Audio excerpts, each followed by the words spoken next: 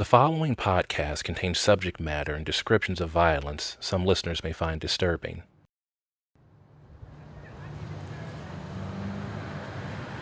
"6427 South St. Lawrence Avenue.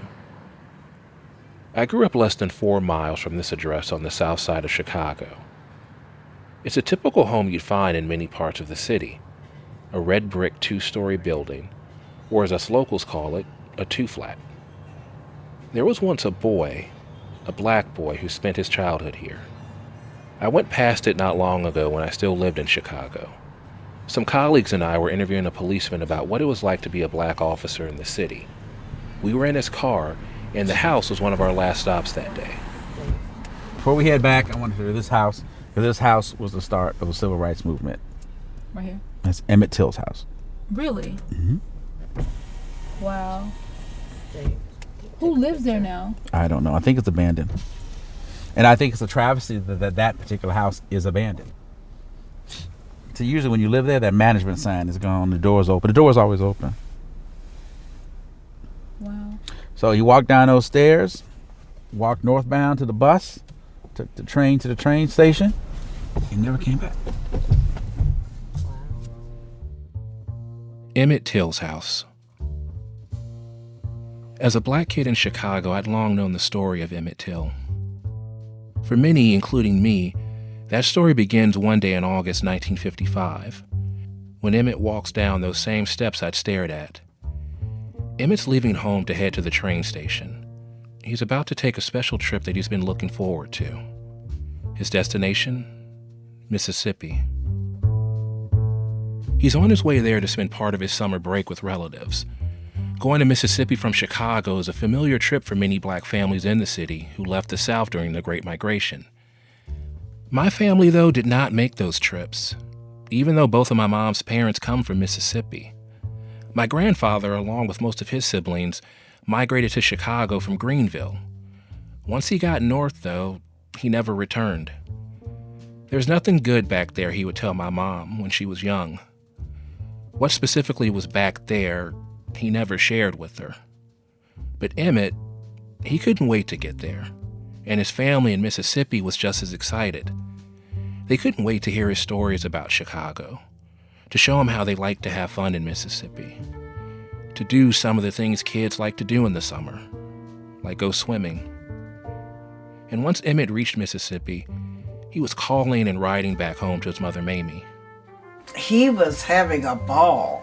He was enjoying himself, and he was concerned about everyone back home, tell them that he was having a good time, and tell them hello for him.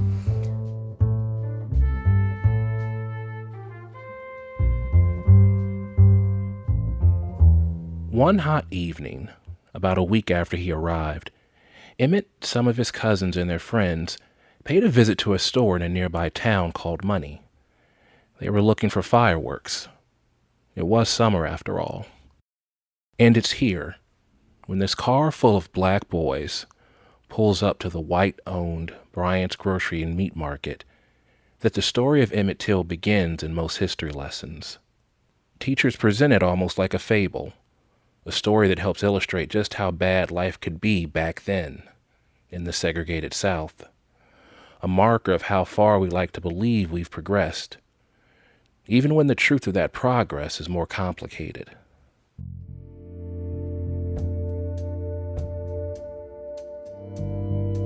Bystanders and witnesses have told different stories about what happened outside that store in Money.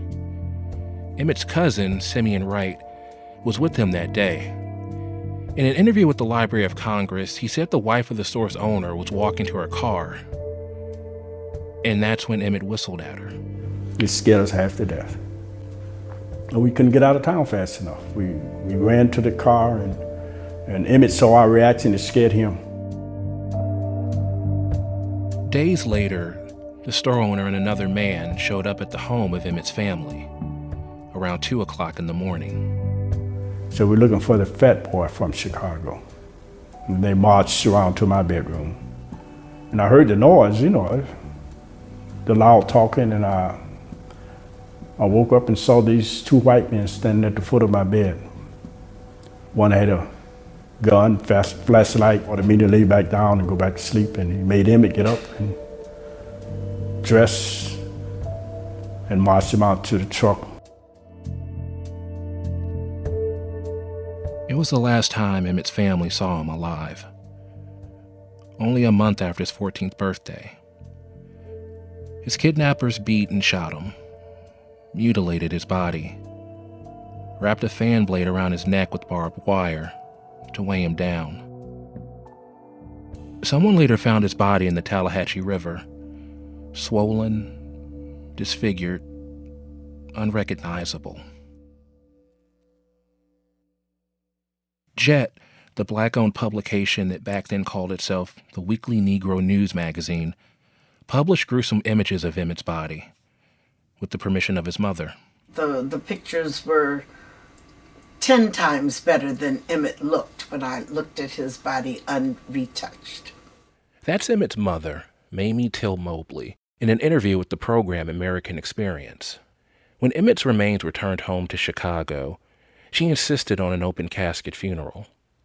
"Let the people see what I've seen," she told the funeral director. Well, I knew that I could not tell people what I had seen. Number one, they wouldn't believe me. But if I had 200 or 300 witnesses, then all of us could testify to what they had done to Emmett. And I thought the world needed to know what was going on in Mississippi.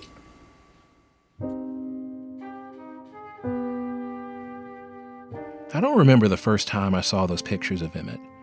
I started consuming history fairly early in my life, so stories like Emmett's have always felt a part of me and where I come from. But whenever I do see those photos, it's usually next to a picture of Emmett when he was alive, smiling. And all I can ever think, looking at those images side by side, is this is what evil looks like.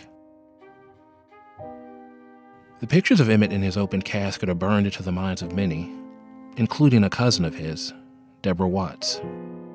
You know, there's a picture of his face of after he was murdered. That's what scared me and startled me, and yeah. Deborah was a toddler when Emmett died. When we talked, she told me about her first time seeing those pictures of him. She was a young girl growing up in Omaha, Nebraska, and one day at home, she came across some booklets about Emmett that a photojournalist had put together. Deborah says she didn't know it was Emmett when she first saw those pictures of his body. Still, she told me she became angry and tore up some of the booklets. I was too young to really understand why. But in later years, you know, I asked questions about what happened because I would hear comments about, you know, Emmett, hear warnings, you know, don't let that happen to you. Let what happened to Emmett. And just, you know, growing up, how would your family talk about Emmett? You know, just those who knew him, how would they describe him? Well, you know, what I've learned over the years, I know that, you know, he was the love of his mom's life. You know, they were like partners and friends, if you will, as he grew up. He was her only child and spoiled, if you will, but more, you know, there was this mutual respect and a sense of responsibility that he had for his mom and that they had for each other. Deborah told me Mamie Till Mobley was heartbroken, not just over Emmett's murder, but over the utter lack of any consequences for his killers. 2 weeks after Emmett was buried, an all-white, all-male jury acquitted his killers after deliberating for just 67 minutes.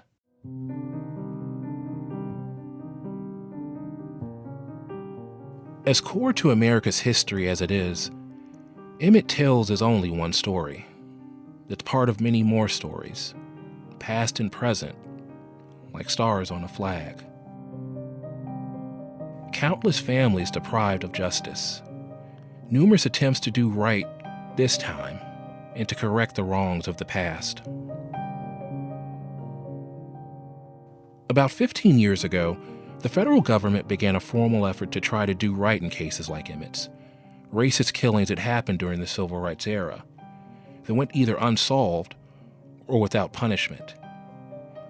At the center of this quest is a list put together by the Department of Justice and the FBI, now totaling 151 names.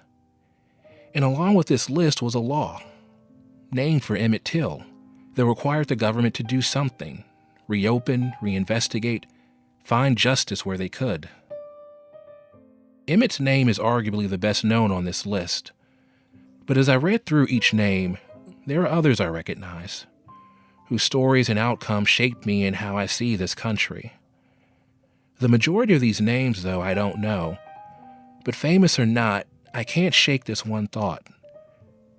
They were all someone to somebody. They were loved. For a year, I've been trying to understand how this list came to be, and whether it would achieve what these agencies claimed it was meant to do for the families and memories of those killed. I don't think that there'll ever be justice for our family. I think that the men that did this will probably go to their graves thinking they got away with murder. Got abducted and beat to death, and then thrown away like she was a bag of trash. And nobody has ever been tried for it. I'm sure a lot of the other families probably feel the same way I do, because I'm sure that the FBI gave up on them as well as they did my family. They're calling it one kind of success, and I'm calling it not a success for the family. As I've looked into this list and the government agencies and politicians and people involved with it, I've tried to figure out what kind of progress has been made, if any, and what, after more than 50 years, would justice even look like for the victims and families. These cases were decades old. Witnesses had died, memories had faded, statutes of limitation came in place. There were questions. I had questions as to whether or not this was about the people or the politics. I felt as if the initiative was important, but I also felt as if, justice in a few cases was going to have to serve as basically a proxy for justice in a number of them. I will always think that we could have done more, that there was just that one last interview that we should have gotten, that there was one more door we should have knocked on.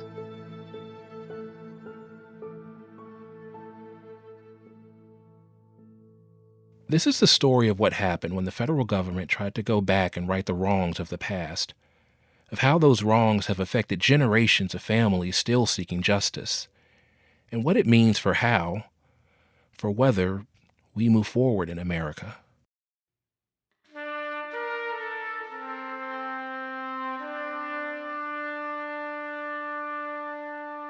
From Frontline, I'm James Edwards, and this is Unresolved.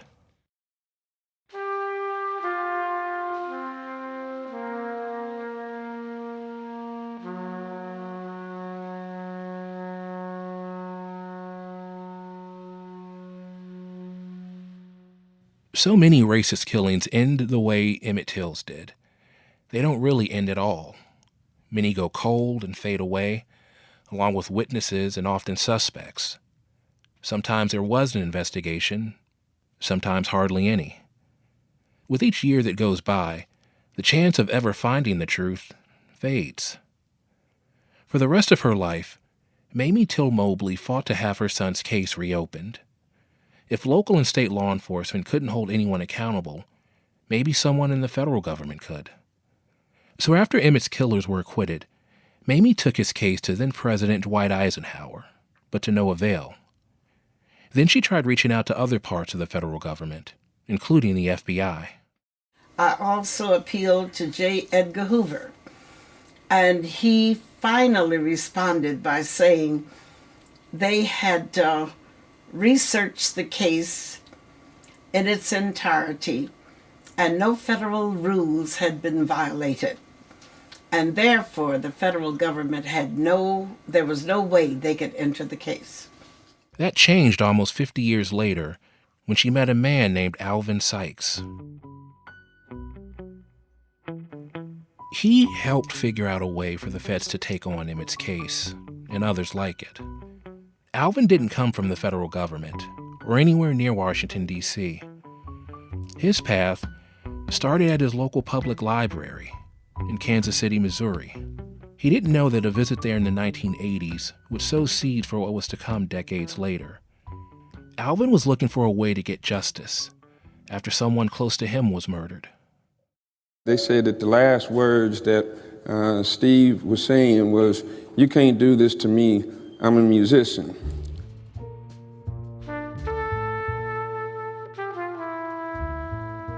I came across these videos of talks he gave in front of an audience at the Kansas City Public Library. In one, Alvin lays out what happened to his friend, jazz artist Steve Harvey, and how he became involved in the case. See, Steve was a great musician. He was going to go far. I cherish music and musicians, and I couldn't stand to think that somebody would kill some musician and then think that they could get away with it. Many admirers believe that Steve Harvey was on his way to achieving the fame of another black saxophone legend from Kansas City, Charlie Parker. But in 1980, Steve was murdered by a white man in a public restroom. An all-white jury in Kansas City acquitted the killer, Raymond Bledsoe, the following year. That didn't sit well with Alvin. And I remember looking at the TV that night when the reporter was on there saying, well, there's nothing can be done about this. And I remember looking at the TV and saying, that's what you think. So Alvin called the Justice Department and asked if anyone there could bring federal charges. They more or less told him the same thing the FBI had told Mamie Till Mobley when she called about her son Emmett's killing. Technically, the murder broke no federal laws, so there was nothing they could do.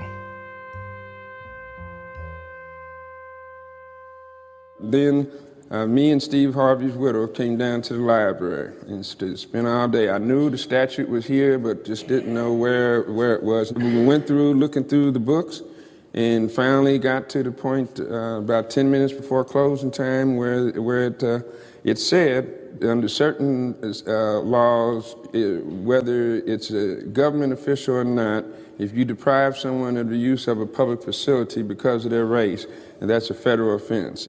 And the memorial park where Steve was murdered was federal property. Once I seen the statute, I then went back and called the Justice Department and told the woman that, hey, the law says it don't have to be a government official. Now show me justice. And she said, this is too heavy for me. You got to talk to my supervisor. They did talk, and in Alvin's words, the rest was history. Steve's killer was retried and this time convicted, sentenced to life in prison. When his friend Steve Harvey was murdered in 1980, Sykes scoured the federal codes at the library, developing the theory of charging his attackers with violating Harvey's civil rights. The more I dug into Alvin's life, the more he fascinated me. A kindred spirit, almost. Like me, he developed his passion for history, for justice, as a kid. He tells his story about the time right after Martin Luther King Jr.'s assassination, how violence and unrest had broken out in his neighborhood. Alvin was just 11 then, and he says he and a friend responded to what they saw by forming what they called a community police force and going out to patrol the neighborhood on their bikes. And the longer you spoke with him, you realized that this was not some run-of-the-mill advocate. David Haley is a state senator in Kansas and a close friend of Alvin's for more than 30 years. That not only did he have a passion for that which he believed in, but he also had the intellect and the research to back it up. Haley describes Alvin Sykes as an ordinary guy who did extraordinary things by never giving up. And when he talks about the drive and persistence and patience Alvin possessed, the first thing he points out to me is Alvin's voice and the fact that he rarely heard Alvin raise it. And he had kind of a drawl when he talked. People say I mimic him well. When I talk to him, I said, he's my buddy. But he would just get excited and go, no, we need to find out what happened. We need to look at all these other cases and help all these other people. After his friend's murderer was put away, Alvin went on to advocate for reinvestigations of other unsolved racist killings. That's where his story intersects with Mamie Till Mobley's. Through his work on that first case, he learned that his friend's widow was a relative of Emmett Till's. Alvin, of course, knew the Till story and wanted to help get the case reopened. So along with a contact at the Justice Department, he finds himself in the living room of Mamie Till Mobley. On December 30th of 2002, Don Berger and myself met with Mamie Till Mobley in her home and discussed with her both the possibility of a federal state investigation as well as an opportunity to turn the poison from Emmett Till's death into the medicine of justice for many others.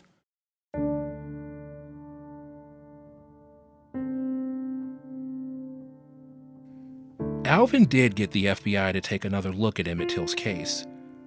But in a cruel twist, it didn't happen until 2004, more than a year after Mamie Till Mobley died. The FBI reopened the case with all the resources you can imagine invested into it. The Justice Department compiled an 8,000-page report that it turned over to local prosecutors in Mississippi. Yet on February 27, 2007, a grand jury in the county where Emmett Till died declined to bring any new charges against a possible living suspect. Now, half a century later, it looks as if no one is going to be punished for that crime. A grand jury in rural LaFleur County, Mississippi, all but closed the case by refusing to indict the woman suspected of accusing Till of whistling at her.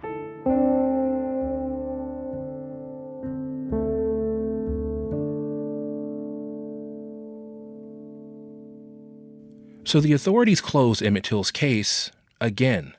But by this time, his murder was not the only civil rights era cold case getting new scrutiny. Investigators from the FBI and Justice Department were returning to other high-profile cases, thanks in large part to new information uncovered by journalists. One of them is Jerry Mitchell. I like to chase the bad guys. I mean, that's a pretty good description of it, I guess. I like to see injustices corrected. Jerry is a reporter based in Mississippi. He's been investigating civil rights era crimes for more than 30 years. I'd known of and admired Jerry and his work before I even became a journalist. So when I started working on this story, I knew eventually he'd be one of the people I needed to talk to. And later he actually became an advisor on this project. Jerry started looking into cold cases after learning about the 1964 murders of 3 civil rights workers, James Chaney, Andrew Goodman, and Michael Schwerner, a black Mississippian and 2 white Jewish men from New York. Mitchell spent years digging into the case and writing about the killings. Soon he began investigating other unsolved civil rights cases. Mitchell's dogged reporting, combined with a new generation of aggressive federal and local prosecutors, has led to the reinvestigation of 20 civil rights era killings. To date, a total of 23 people have been arrested. Like the murders of civil rights leaders Medgar Evers and Vernon Dahmer. In Mississippi, Byron Della Beckwith is convicted of murdering civil rights leader Medgar Evers more than 30 years earlier. Beckwith, a white supremacist, gets life in prison. And the 16th Street Baptist Church bombing that killed 4 young girls in Birmingham, Alabama. A former Ku Klux Klansman becomes the 3rd man convicted for one of the deadliest attacks during America's civil rights era. A jury finds Bobby Frank Cherry guilty of murder in the... Jerry says this case in particular, the church bombing, demonstrated just how slim the opportunity for successful prosecutions might be. It was really one of those kind of situations where you realize the clock was ticking. I've forgotten how many key witnesses died. A year after that trial, they could not have even brought that case a year later. I mean, that's how close they came to losing that case. And then, in 2005, it was a case that went cold 4 decades ago. Cold and cruel. The killings of 3 young civil rights workers in Mississippi. On Monday, a man will finally stand trial for those killings. Jerry's reporting helped lead to the conviction of a man for the killings of Chaney, Goodman, and Schwerner, 41 years to the day after the murders took place. For whatever reason, journalists seem to have done a pretty good job of being able to tackle these cases. And I think that's because we do take a broader look, and that's important to understanding the case, to understanding the history, understanding the context. So you had the grassroots work of people like Alvin Sykes. You had universities researching cases, and reporters like Jerry Mitchell getting interested in finding new leads. Then law enforcement following up on this work and winning convictions. It appeared that, despite the odds, justice in some of these cold cases might still be within reach. Yet the momentum, while building, it needed to be organized. That gave Alvin Sykes an idea. During the course of that time period, we became aware that there were many, many unsolved civil rights era cases that did not have the notoriety of Emmett Till or the three civil rights workers, that there needed to be a systemic way to go after all of these cases. So Alvin arranged to meet with Jim Talent, then one of his state's U.S. senators. He sold Talent, a Republican, on the idea, a law that would compel the Justice Department to take on these cases. The senator introduced the bill, but it didn't gain momentum until a couple years later, after civil rights leader and Congressman John Lewis took the reins. For the sake of history, for the sake of justice, for the sake of closure, the 110th Congress must pass this legislation. Here's John Lewis on the U.S. House floor in 2007, introducing the Emmett Till Unsolved Civil Rights Crime Act. Mr. Speaker, we have an obligation, we have a mission, we have a mandate. The blood of hundreds of innocent men and women is calling out to us.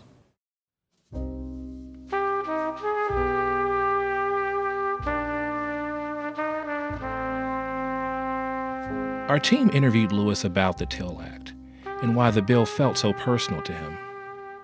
It is so different to be in Washington with members of Congress on the floor of the House in a committee meeting and being in the living room of a family who has suffered so much. You feel their sense of loss. You see their pain, and you can only wish and hope there must be more that you can do as an individual. Alabama state troopers nearly killed Lewis and other peaceful marchers for voting rights. He personally knew the 3 civil rights workers killed in Mississippi. And when he was a teenager in the 50s, the murder of Emmett Till inspired him to join the movement for racial justice. I do see a line, an arch, from my own involvement in the civil rights movement during the 60s and the cold cases today. I really truly believe in the depths of my soul that if we're going to have peace, if we're going to have healing, if we're going to move closer and closer to that sense of community, then everything must come out.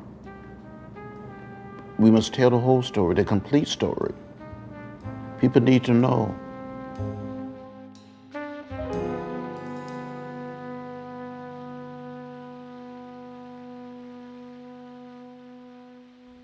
The Till Act promised to do something the government had never done before.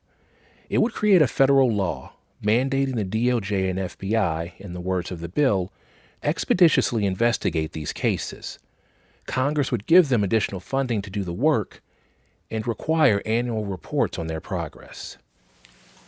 Good morning. I'm joined today by FBI Director Bob Mueller, John Jackson of the NAACP. But the FBI and DOJ had their own cold case effort already in the works. Within weeks of the Till Act being introduced in Congress, the agencies held a press conference across town to announce their new initiative. Part of the Department of Justice efforts to focus on cold cases. In the C-SPAN video, the chyron across the bottom of the screen says, "Reopening of Civil Rights Cases." At the mic is Alberto Gonzales, Attorney General under then-President George W. Bush. He's there to announce the FBI's new cold case initiative, an effort they say they had started the year before. In 2006, the FBI began its cold case initiative to identify and investigate the murders committed during our nation's civil rights era. The timing of this press conference strikes me, because what Gonzales is announcing sounds a lot like the plan Alvin Sykes envisioned, that would require the DOJ and the FBI to reopen these cases, which led to the law that John Lewis introduced to Congress just weeks earlier. We know that not every case will be resolved. In some cases, the perpetrators may already be dead. In some cases, we may find no federal jurisdiction. But these unsolved crimes remain on our radar. And through these expanded lines of communication, we hope we can bring closure to some of these cases. So, before the Till Act was official, here were the DOJ and FBI explaining that they were already doing this themselves. They had reached out to the FBI field offices and had begun a list of cases. Was this press conference a way to publicly get out in front of the Till Act? A reporter at the press conference raised that very question. Congress was trying to establish a special task force to open these cases. Is this, it seems to me that this was the intent, this is what Congress wanted to do. Have you moved ahead before Congress passed legislation to do this? Is this what's happened here? Well, we did this because we thought it was the right thing to do. Obviously, if Congress wants to pass legislation, provide additional tools, that would be something that we'd have to look at and be happy to support, I'm assuming. And so, but no, the reason we did this is because we were prepared to do it. And this was something that was, again, this initiative began a year ago. So Gonzales tells the reporter they'd be happy to have the support of Congress, but the FBI and DOJ were already doing this work. We asked the FBI field offices to look at the cases, the files, the ones that appear to be the most promising, and so there's been sort of a list of priority cases that have been developed. On stage, Gonzales is flanked by a handful of leaders from civil rights groups, like the NAACP, the National Urban League, and the Southern Poverty Law Center. It's noteworthy, as Black History Month concludes, that we announced the next phase of this initiative, a more formal partnership with these groups to identify possible additional cases for investigation and to solicit their help. I wanted to know what they remembered about that day and what they thought of the FBI's initiative. Well, we thought it was better late than never. Richard Cohen was president of the Southern Poverty Law Center, the SPLC. He was standing 2 places over from Gonzales at the press conference. As far back as the 1980s, the SPLC had researched and tracked killings from the civil rights era. But Cohen says the FBI and Justice Department did not reach out to them. He learned about their initiative from an article in the New York Times. After reading it, Cohen got in touch with the DOJ and shared the SPLC's list of names, more than 100 victims of suspected racial violence. We wanted to make sure that they had as complete a list as possible of the victims. I think we thought that would end up, constituting the bulk of their list. Soon after the SPLC shared their list, the FBI asked them to participate in the press conference. We thought that, the initiative was really just getting underway, and the press conference as a way to perhaps jumpstart it. Well, the day of the press conference, it was a moment of hope. Also at the press conference was John Jackson, who was with the NAACP. He's standing between Gonzales and Cohen. Hope that what I was taking a part in and the NAACP was a part of was something that was genuine. Jackson says the NAACP got a call from out of the blue about the DOJ's plan and an invitation to join the press conference. And in that phone call, did they get into details about what the initiative would look like or just what type of resources they would be investing? No, it was very vague at the time. There were questions. I had questions as to whether or not this was about the people or the politics. What Jackson said there, the people or the politics, it's kind of a skepticism I've heard in other interviews I've done about this press conference. Sometimes these plans or initiatives are announced with a lot of fanfare and then just sort of fizzle out. Another thing that a lot of people I talked to noted was that around this time, early 2007, Gonzales and the DOJ were handling a series of controversies: the aftermath of Hurricane Katrina, NSA surveillance, the war on terror, and accusations that dismissals of U.S. attorneys only a couple months prior to the press conference were mishandled under Gonzales' leadership. He was definitely on the hot seat. And in particular, there was questions around his leadership by the Black community. And as I recall, our doubts were questioning whether or not the Department of Justice would really put its resources around authentically investigating these cases, or was this just about a press conference, a press release to send a message to the Black community that there's something that the Department of Justice wanted to do to keep them close. I just recall standing there saying that the opportunity for good is greater than my doubts.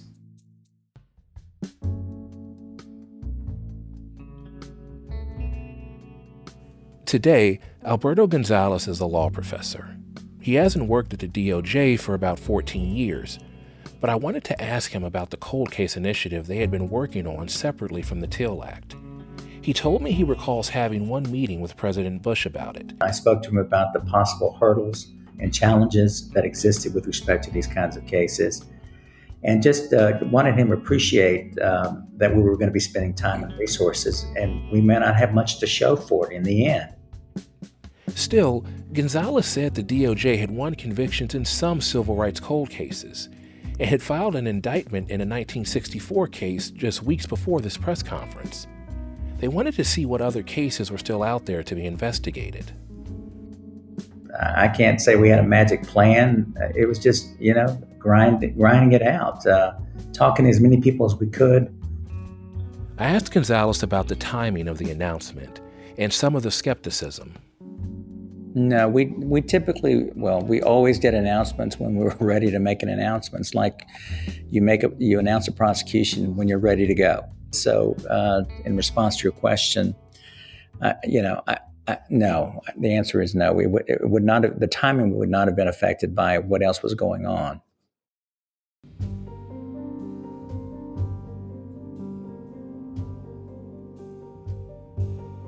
So, the FBI's cold case initiative began publicly in earnest, and soon the Till Act, conceived by Alvin Sykes and championed by John Lewis, would pass and become law. Both plans were driving at the same thing, and now there was a list, there was money, there seemed to be momentum. But how seriously would it be taken?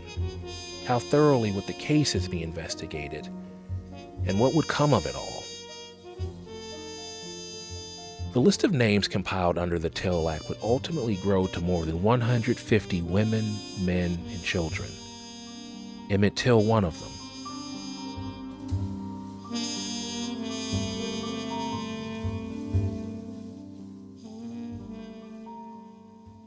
There was definitely a lot of hope. We're thinking the feds get involved, Department of Justice involved. They have the resources to make something happen. Emmett's cousin, Deborah Watts, told me that for her family and for other families with loved ones on the list, the initiative is about more than making progress on any one case. You're talking about a lot of generational pain, and with some folks, not expecting much, too. So, over years, we're talking years and years, decades, that many of these loved ones have been murdered. And so some of these folks have said, let's just move on. They don't care. They're not going to do anything anyway. And, it's kind of proven itself without knowing specific details of each, investigation, who was talked to, how, you got redacted records. There's just still a lot of mystery. So for us, with Emmett's name being assigned and attached to it, it doesn't sit well, with us, because we want to make sure that there is justice and that they are doing what they said they were going to do.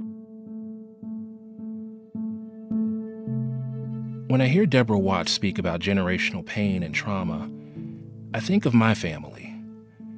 The cases on the Till Act list mainly cover the 1950s and 60s.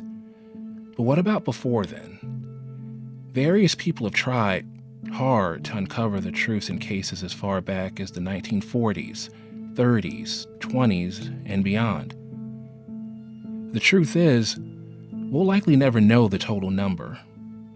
For every Tulsa massacre, for every Wilmington insurrection, for every Red Summer, there are still more whose names aren't said, who become invisible after time.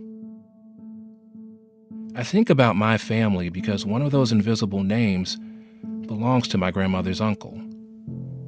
He was one of her father's youngest brothers. His family woke up one morning on their farm in Mississippi and found his body outside, hanging from a tree. His alleged crime? Dating a white woman. I still don't even know which uncle. I only learned this story from my mom, and her memory is hazy on that detail.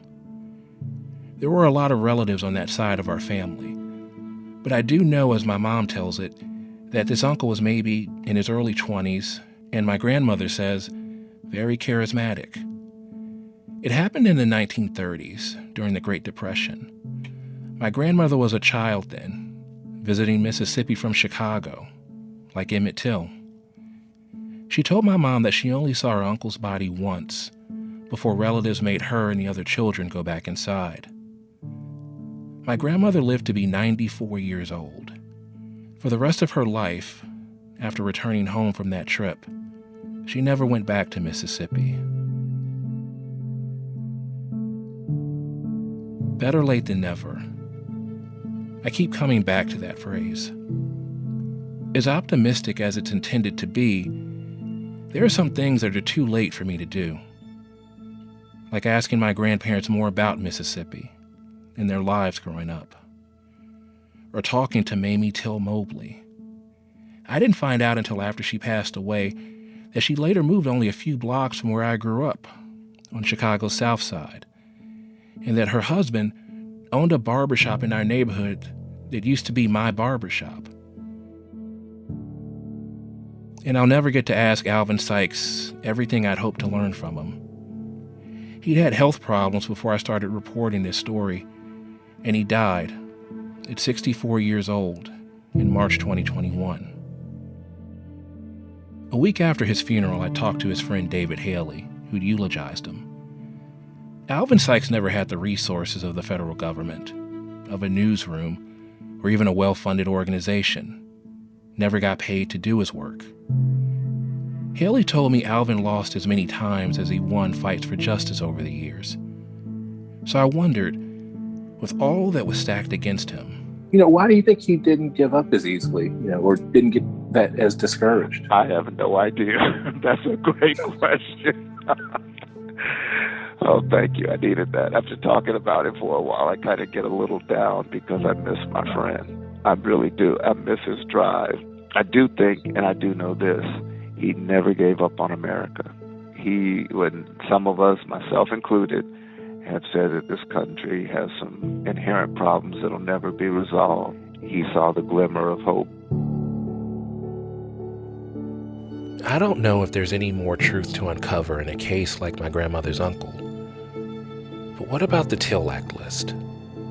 I want to believe there's still a glimmer of hope for someone else's uncle, someone else's loved one. Could there still be truths, even some justice, out there for them?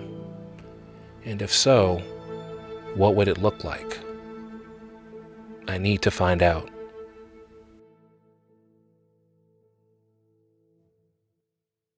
Coming up on Unresolved.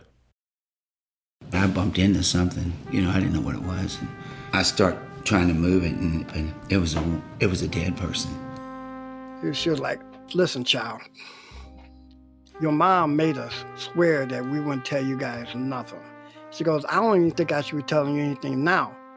And the pushback that I often got was, look, there's nothing that's going to come of this cold case. As far as I can tell, local police didn't conduct an investigation. There's no record of one. And when you realize that the life was taken just for nothing, just because of something that he wanted and somebody didn't want him to have it, it takes a long time to get over that. Unresolved is hosted and reported by me, James Edwards. Our producers are Max Green and Michelle Meisner. Our associate producer is Lucy Sullivan. Additional production help from Colin Stevens and Cassie McGrath. Cheryl Duvall is our editor. Jay Allison is the story advisor and mixed this episode. Rainey Aronson and Don Porter are the executive producers. Andrew Metz is the managing editor. Catherine Greiwert is the editorial coordinating producer. Additional editing and support in this episode by Sarah Childress, Lauren Prestilio, Carla Boris, Del Cohen, and Dan Glahn. Additional reporting from Ben Greenberg, Co Bragg, Chantal Riley, Zoe Todd, and Katie Worth. Music by John Evans and Matthias Bossi of Stellwagen Symphonette, featuring Jason Palmer on the trumpet and Consuelo Candelaria on the piano. Our podcast artwork is by Teddy Blanks and Adam Squires of Chips. Special thanks in this episode to the families who had loved ones taken from them and trusted us with their stories.